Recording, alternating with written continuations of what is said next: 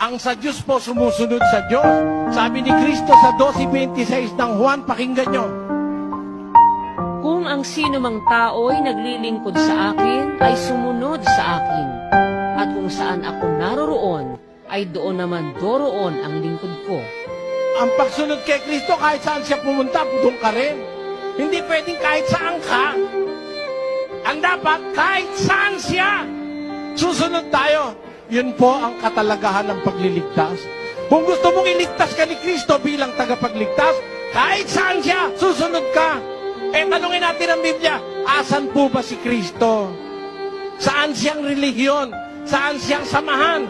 Sa Hebreo 10:21. At yamang may isang dakilang saserdote na pangulo sa bahay ng Diyos. Y teniendo un gran sacerdote sobre la casa de Dios. Sabi ng Biblia Kastila, nasa bahay ng Diyos.